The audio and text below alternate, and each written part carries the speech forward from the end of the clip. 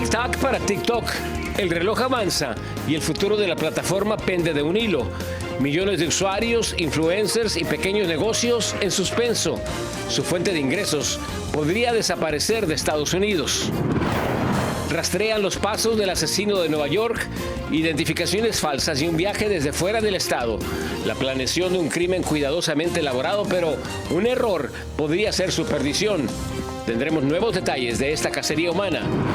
Un pasajero con sarampión desata una alerta de salud. Viajó durante las fiestas del Día de Acción de Gracias por uno de los aeropuertos más transitados del país y cientos de personas podrían haber sido contagiadas. Migrantes en huelga de hambre.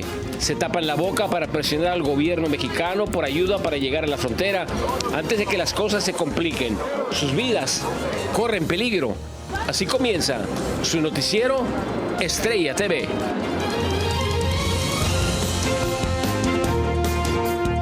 Muy buenas tardes, bienvenidos a su noticiero Estrella TV. Les informa José Armando Ronstadt en ausencia de Abel Álvarez. Mil gracias por estar con nosotros.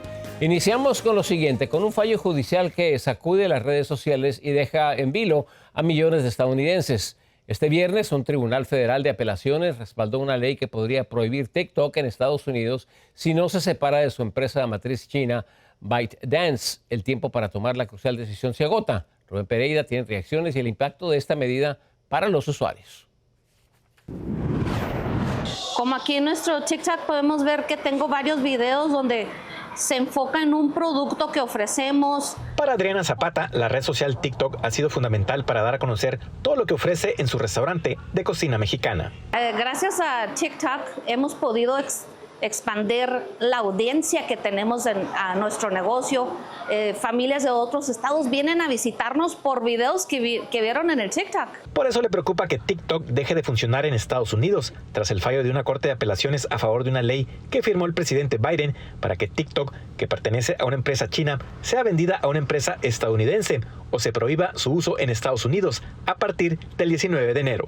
La corte de apelación dijo que el Congreso tenía razón. Hay amplia evidencia de que este TikTok se puede utilizar por el gobierno chino para espiar y para conseguir información privada. ¿Quiénes serían los afectados? Según esta creadora de contenido, si TikTok se prohíbe en Estados Unidos, afectaría directamente a los llamados influencers que utilizan esta plataforma. Esas personas sí se van a ver seriamente afectadas porque van a tener que empezar a crear nuevamente y tú recibes ese dinero a través en línea, ni siquiera tienes que ir a cobrar, todo te lo depositan en tu cuenta.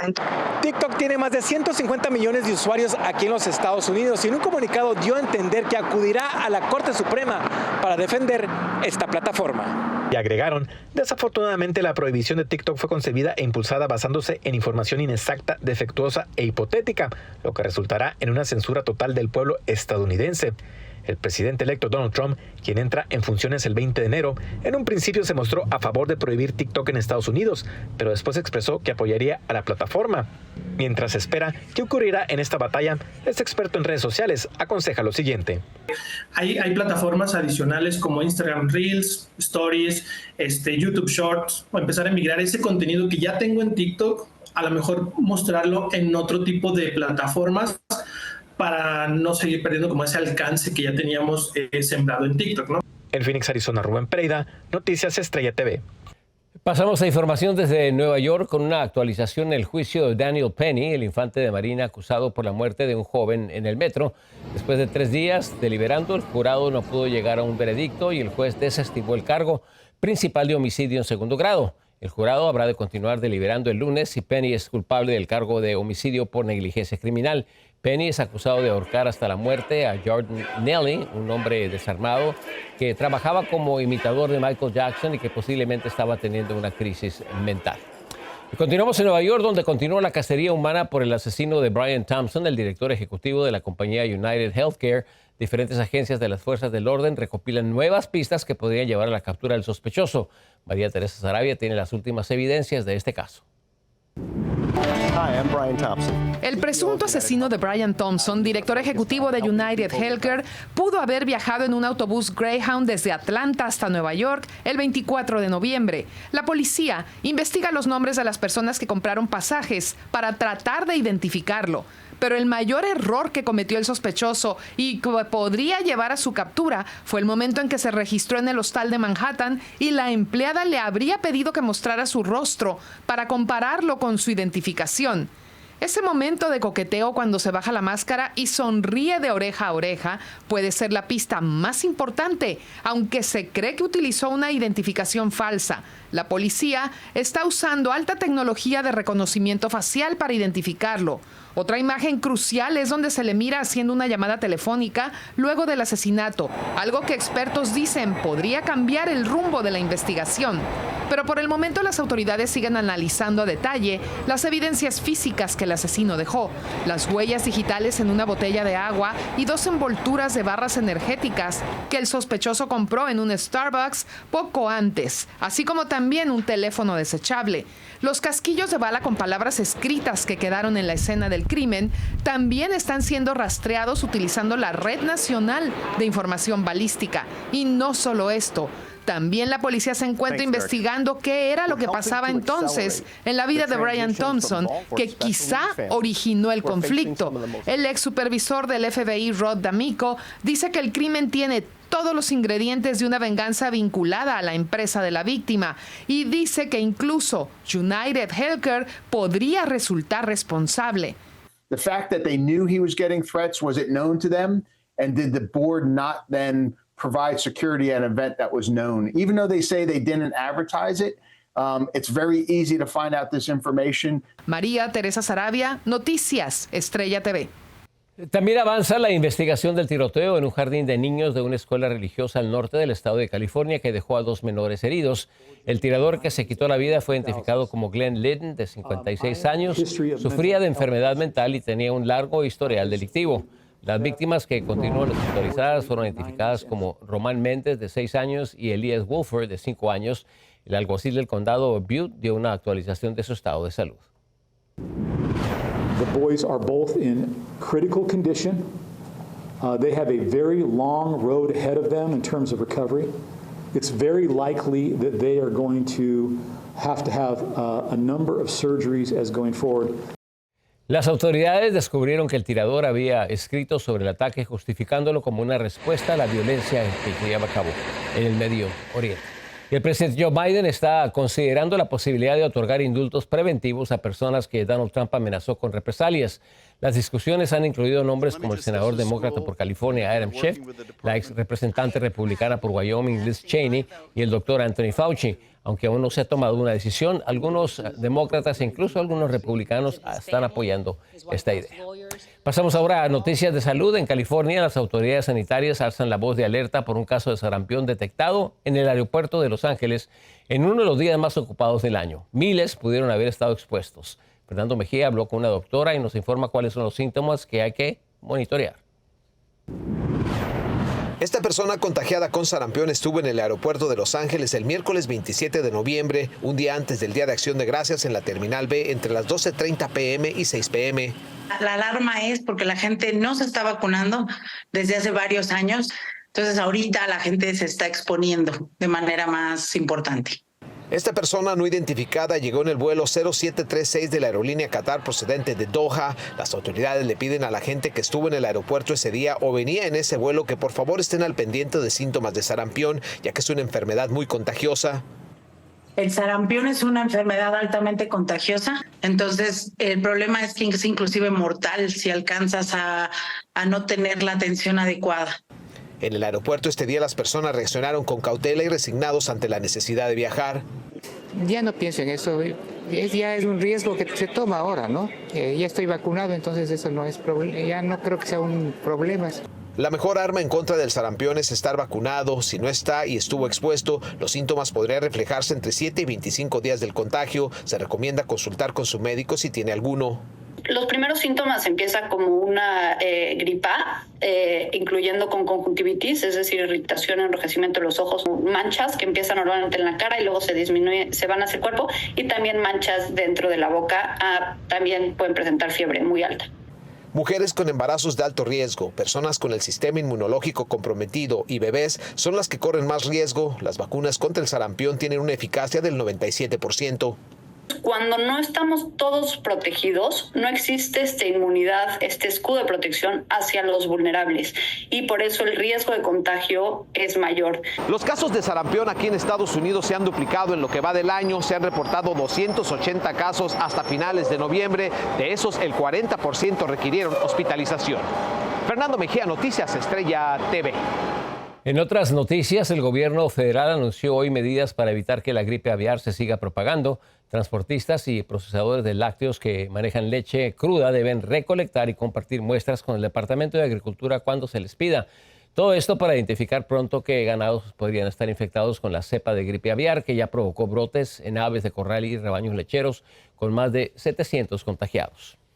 Y hoy fue encontrado el cuerpo de la mujer de 64 años que cayó en un profundo hoyo desde el lunes por la tarde en Pensilvania.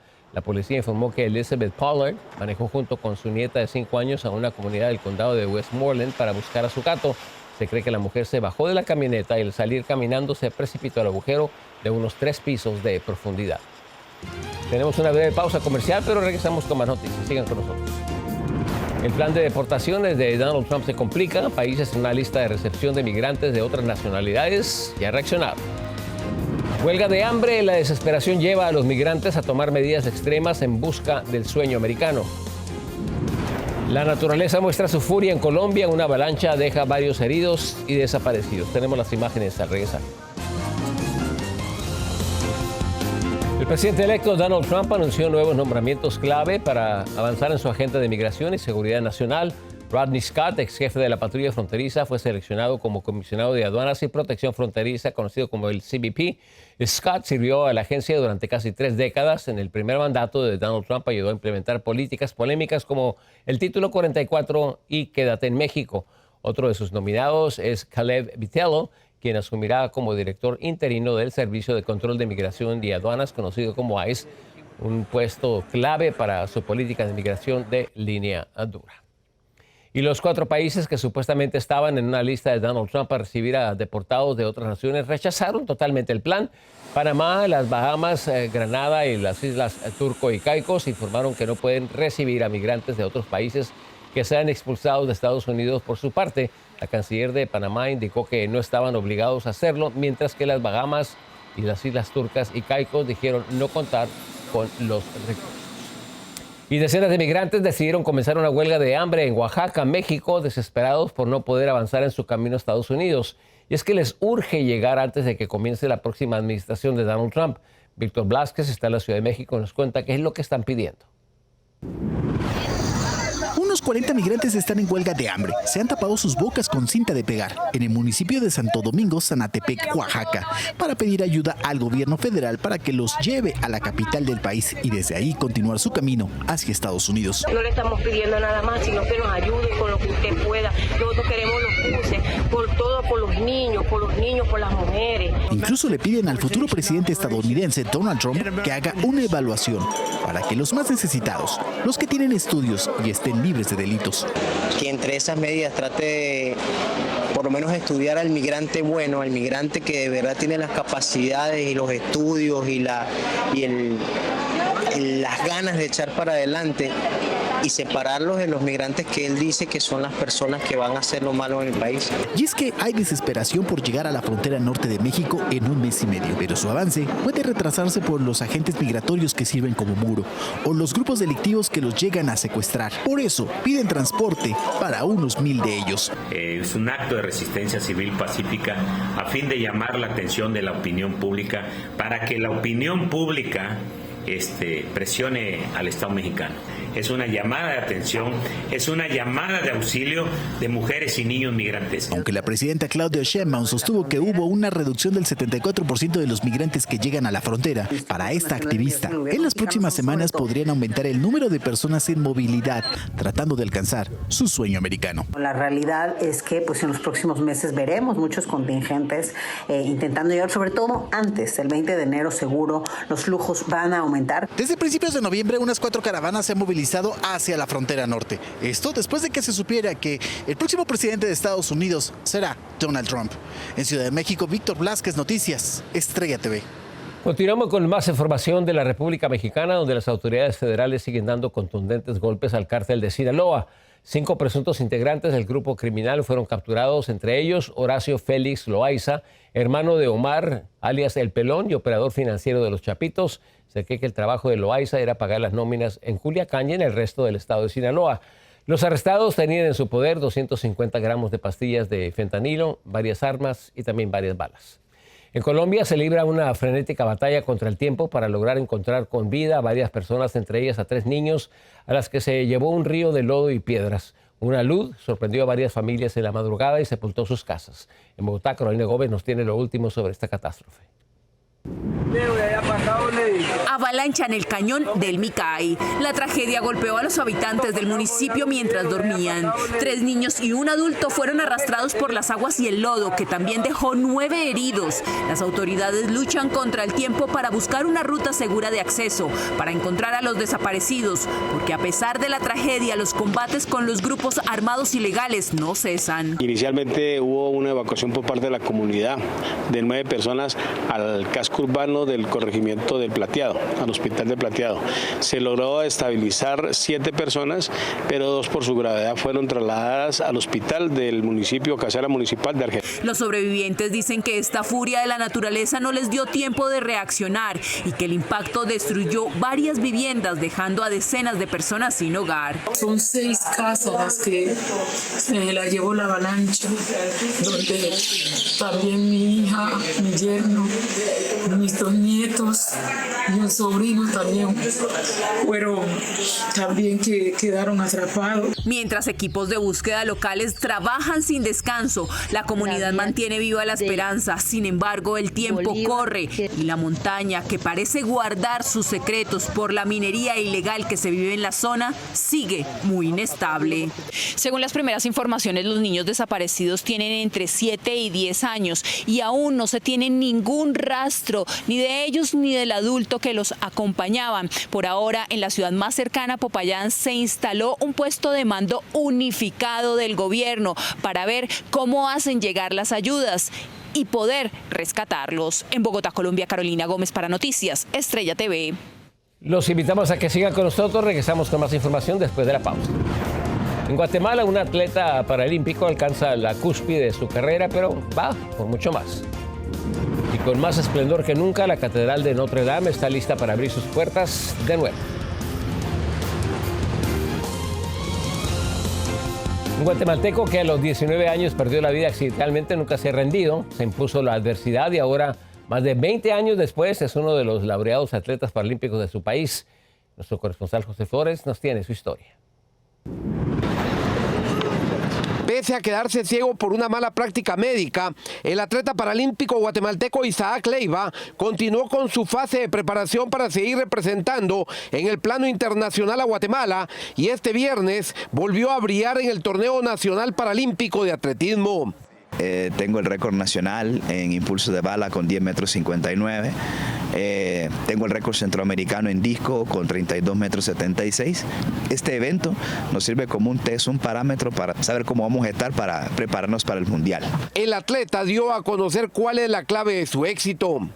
Hay que estar convencido de que con lo que estás haciendo puedes lograr a vencer a ti mismo primeramente. Y eso te va a dar la pauta de poder ir avanzando poco a poco.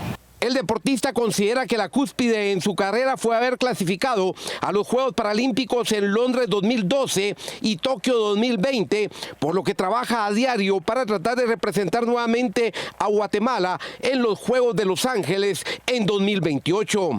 Un tema pendiente, los Juegos Olímpicos, ¿no? El evento más grande a nivel olímpico o paralímpico son los Juegos. La vida le cambió en 1998, ya que por unas gotas que le recetó un doctor para curar una irritación en sus ojos, las cuales estaban en mal estado, quedó ciego, aunque decidió no rendirse. No ha sido una limitante, al contrario, han habido muchas cosas en el camino.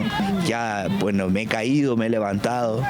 El sueño de Isaac es seguir representando dignamente a Guatemala en las competencias internacionales, pero más allá de ello, busca superar con entereza todos los días los obstáculos que la vida le ha puesto en el camino. En Guatemala, José Flores, Noticias Estrella TV.